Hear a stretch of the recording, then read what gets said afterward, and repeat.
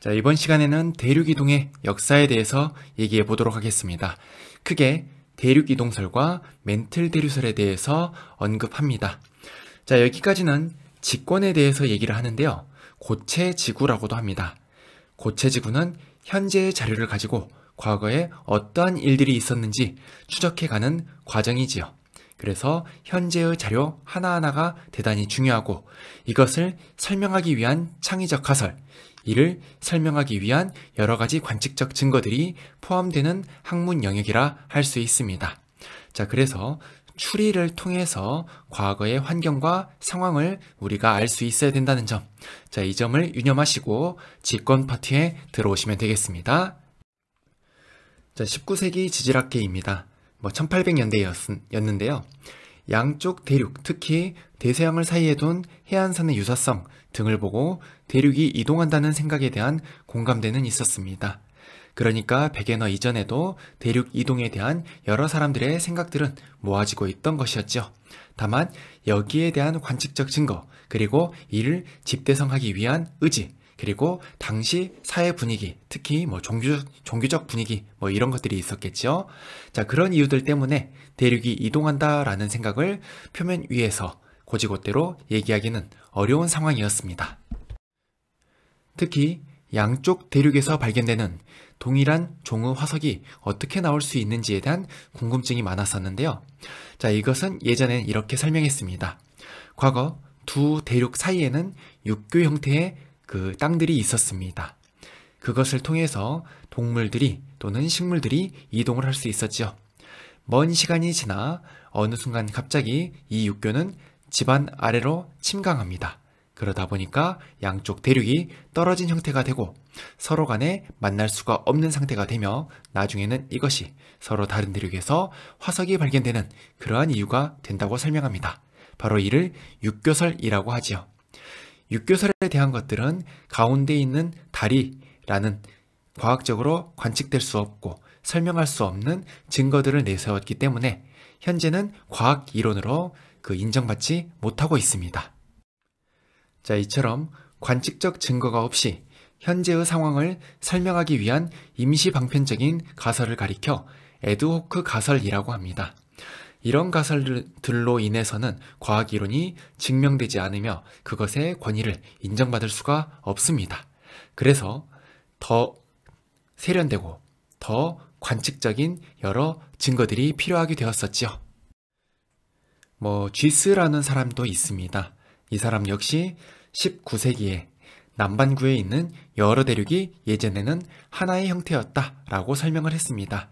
그리고 그 대륙의 이름을 곤도와나라고 했었지요. 지금 여러분들이 아시는 대로 남아메리카, 아프리카, 인도, 남극, 호주, 그리고 그 사이에 있는 마다가스카르까지, 자, 이렇게 여러 대륙들이 하나의 형태로 존재한 적이 있었다라고 설명을 했습니다. 하지만 적절한 증거는 없이 그냥 그랬을 것이다 라고 얘기만 했었지요. 그러다가 1912년 독일의 기상학자이자 지질학자였던 베게너라고 하는 사람이 대륙과 해양의 기원이라는 논문을 통해서 대륙이동의 증거를 얘기하게 됩니다. 과거의 대륙은 하나의 거대한 초대륙으로 뭉쳐진 시기가 있었으며 그 대륙의 이름을 판게아라고 명명했습니다. 그리고 판게아가 만들어지고 흩어지게 되기까지 그 증거를 4가지 정도 설명을 했었죠. 당시 논문들은 여러 지질학자들에게 회자되었으며 조금 더 고찰을 거치고 수정을 거쳐서 1915년에 대륙과 해양의 기원이라는 책을 출판하게 되었습니다. 베게너는 남반구에만 존재하던 곤도와나, 그리고 위에 있던 로렌시아라고 하는 2가지 대륙을 뭉뚱그려서 판게아라고 하는 초대륙을 생각했었는데요. 베게너가 생각했던 판게아의 모습이 왼쪽, 그리고 연구 등을 통해서 복원된 판게아의 모습이 오른쪽에 있습니다. 크게 차이는 없이 아래에서부터 위쪽으로 세로 형태로 발달되어 있는 것을 볼 수가 있습니다. 자, 내용 보겠습니다. 1번, 1912년 독일의 기상학자이자 지질학자였던 베게너는 논문을 통해 과거 모든 대륙이 하나로 뭉쳐져 있었다고 설명했습니다. 이 초대륙의 이름을 판게아라고 했으며 이후 분리되었다고 설명했습니다. 베게너는 대륙이 이동했다는 것을 4가지 증거로 설명했습니다. 자, 먼저 해안선인데요. 자, 여러분들이 익히 알고 계시던 남아메리카 대륙 동부와 아프리카 대륙 서부의 해안선이 굉장히 유사합니다. 그리고 이는 북아메리카와 유럽 대륙의 해안선과 유사한 것을 확인할 수가 있었죠. 더불어 유럽 지역에 있던 에팔레치아 산맥, 북아메리카에 있던 칼레도니아 산맥이 지질 구조가 연속적임을 알 수가 있었습니다. 지질 구조가 연속적이다, 습곡 산맥이 계속해서 나타난다 라는 것은 대륙이 과거에 붙어 있었다 라는 본인의 설명을 주장하기에 굉장히 좋은 증거로 사용할 수 있었죠. 두 번째는 화석의 분포입니다. 양치식물의 화석이었던 글로소프테리스라든지 고생대 초기에 고생대 초기가 아니라 중생대 초기에 잠깐 전 세계를 지배했었던 리스트로사우루스라든지 이런 것들이 여러 대륙에서 화석이 발견되는 것을 알 수가 있었습니다.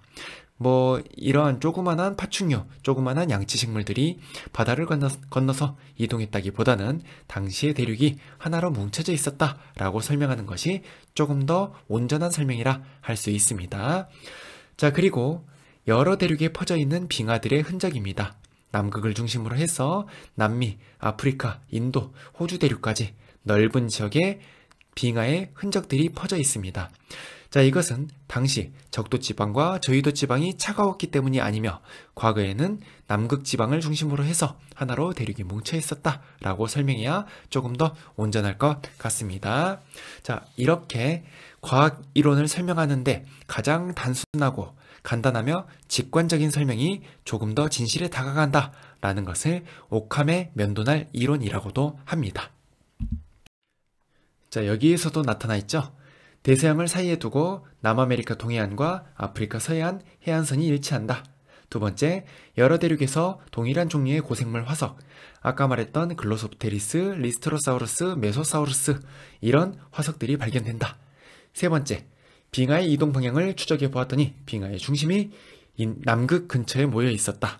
그리고 마지막으로 북아메리카와 영국, 스칸디나비아 반도 산맥의 지질 구조가 연속적으로 나타난다. 바로 이 4가지 증거가 베게너가 얘기했던 대륙 이동의 자신의 증거라고 할 수 있겠습니다. 자, 2번 내용입니다. 그는 베게너를 말하지요. 하나로 뭉쳐진 대륙을 설명하기 위해 4가지 증거를 제시하였습니다. 먼저 남아메리카 대륙 동부와 아프리카 대륙 서부의 해안선 모양이 비슷하다는 점을 들었습니다. 그리고 유럽 서부의 칼레도니아 산맥과 북아메리카 동부의 에팔레치아 산맥의 암석과 지질 구조가 연속적으로 이어짐을 확인하였습니다. 세 번째로 멀리 떨어진 여러 대륙에서 메소사우루스, 글로소프테리스와 같은 종의 화석이 발견되었다는 점. 마지막으로 현재 적도 부근에 위치한 대륙까지 빙하의 흔적이 있다는 점을 들었습니다.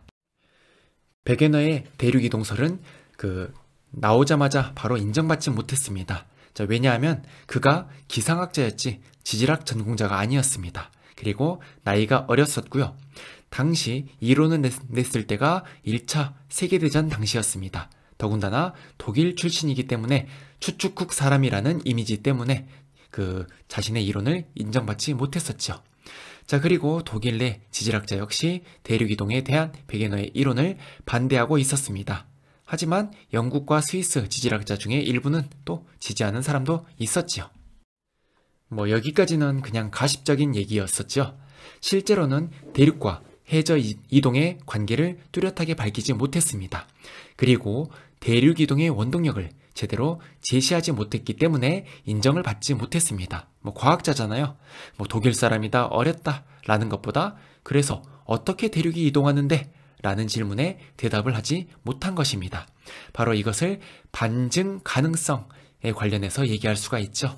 그러니까 반증이 불가능한 그런 상황이었기 때문에 과학 이론으로서 인정받지 못했습니다.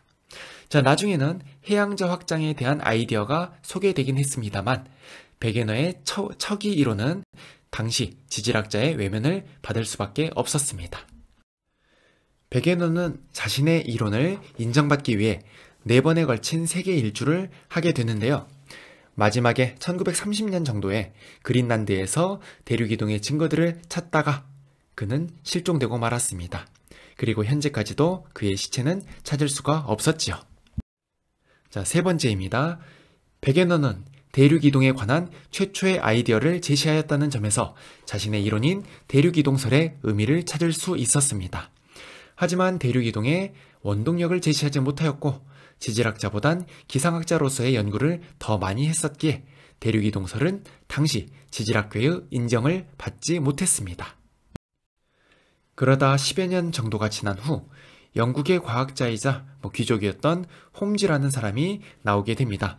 홈즈는 멘틀이 대류한다 라는 소위 멘틀 대류설을 주장하게 되지요. 그는 멘틀 내에 방사성 원소라는 것이 있는데 이것이 붕괴되면서 에너지를 방출할 것이다. 또는 지구 중심부로부터 공급되는 열이 있을 것이다. 이 두 가지 그 메커니즘 등을 통해서 멘틀이 대류하고 있다고 설명했습니다. 하지만 당시 관측 기술의 한계로 인해서 실제로 멘틀 대류가 있다는 것, 멘틀이 대류한다는 것을 실측하진 못했었지요. 그는 멘틀 대류가 상승하는 지역에서는 새로운 화산섬이 만들어지며 이것이 해양지각으로 확장해 나간다라고 설명했습니다. 그리고 멘틀 대류가 하강하는 지역에서는 바다의 골짜기인 해구가 발달한다라고 설명을 했습니다. 현대의 판구조론과 거의 유사한 형태로 설명을 하고 있었습니다. 자, 이처럼 아래에 해양지각이 있고 그 위에 대륙지각이 있다. 그리고 대륙지각과 해양지각은 멘틀 대류에 의해서 조금씩 움직이면서 새로운 지각을 만들거나 아니면 소멸이 된다 라고 설명을 했었습니다. 개념적인 설명이었으니만큼 해령, 해저산맥, 해구, 섭입대 등의 구체적인 해양지각, 해양 구조에 대해서는 잘 알지 못했습니다. 그냥 이렇게 상승과 하강을 통해서 여러한 지형이 만들어질 것이다 라고 설명할 수밖에 없었지요. 자, 네 번째입니다. 대륙이동에 관한 생각은 영국의 과학자였던 홈스가 발전시켰습니다. 1928년 그는 멘틀 내 온도 차이로 멘틀에서 열대류가 발생한다는 멘틀 대류설을 주장했지요. 멘틀 대류의 상승 지역은 새로운 지각이 형성되고 멘틀 대류의 하강 지역은 지각이 멘틀 속으로 들어간다 설명했습니다. 멘틀 대류설은 대륙이동의 원동력에 대한 구체적인 설명을 하였다는 의의를 가지고 있습니다. 하지만 당시 기술력의 한계로 이론적으로만 설명했지 관측을 통한 실제적인 증거가 없어 주류 지질학계로에서 받아들여지지는 않았습니다. 이후 대공황 그리고 세계대전 등을 거치면서 과학기술이 대단히 발달하게 됩니다. 1950년대에는 이렇게 발달한 과학기술이 기상학, 그리고 지질학, 그리고 해양학 등에도 많은 영향을 미치게 되지요. 그러면서 대륙 이동에 관한 아이디어는 새로운 국면을 맞이하게 됩니다. 자, 문제 풀어보겠습니다. 다음은 판구조론이 정립되는 과정에서 등장한 새 이론, 가, 나, 다와 학생 A, B, C의 대화를 나타낸 것입니다. 자, 이론 가. 해령을 중심으로 해양지각이 양쪽으로 이동하면서 해양저가 확장된다. 자, 이것은 해양저 확장설입니다. 1950년대 이후이다 보니까 다음 시간에 다시 한번 언급하겠습니다. 자, 나. 멘틀 상하부의 온도차로 멘틀이 대류하고 이로 인해 대륙이 이동할 수 있다. 바로 이것이 멘틀 대류설이지요. 1928년 정도가 되겠습니다. 자, 다. 과거에 하나로 모여있던 대륙이 분리되고 이동하여 현재와 같은 수륙 분포를 이루었다. 바로 이것이 대륙이동설입니다. 1910년대 중반입니다. 학생 A. 세 이론 중 가장 먼저 등장한 이론은 다다. 대륙이동설이 가장 먼저지요. 학생 B. 해령에서 멀어질수록 해양지각의 나이가 많아지는 것은 기억, 해양지각이 양쪽으로 이동하기 때문이다. 맞는 설명입니다. 자, 학생 C. 홈스는 변환단층의 발견을 나의 증거로 제시하였어. 변환단층은 이후에 해저 확장설의 그 한계점, 문제점으로 지적이 되고 있습니다. 그래서 그 멘틀 대류설과는 관련이 적습니다. 멘틀 대류설은 실측 증거가 부족하다라는 한계점을 가지고 있었죠. 그래서 답은 A, B, 3번입니다. 표는 판구조론이 정립되는 과정에서 제시한 두 학설의 내용을 나타낸 것입니다. 자, 대륙이동설과 해양저 확장설이네요. 자, 판기하라고 나옵니다. 그럼 대륙이동설이 되겠죠? 나는 해양지각이 멀어짐에 따라 해저가 확장된다. 해양저 확장설입니다. 자, 기억. 가는 대륙이동의 원동력을 멘틀의 대류로 설명하였다. 대륙이동설은 대륙이동의 원동력을 설명하지 못했었죠. 멘틀의 대류로 설명한 것이 바로 멘틀 대류설입니다. 니은. 해령을 축으로 나타나는 고지작이 줄무늬의 대칭적 분포는 나의 증거에 해당한다. 해양저 확장설 증거 중에 하나가 바로 고지작이 줄무늬의 대칭적 분포가 되겠습니다. 디귿. 가는 나보다 먼저 제시되었다. 가는 1910년대, 나는 1950년대죠. 그래서 맞습니다. 답은 4번입니다. 다음 시간에는 1950년 이후 대륙이동의 역사에 대해서 얘기해 보겠습니다. 바로 음양측신법과 지구자기장에 대한 기초적인 내용이 들어갈 예정입니다. 첫 시간입니다. 수업 듣느라 대단히 수고 많으셨습니다. 감사합니다.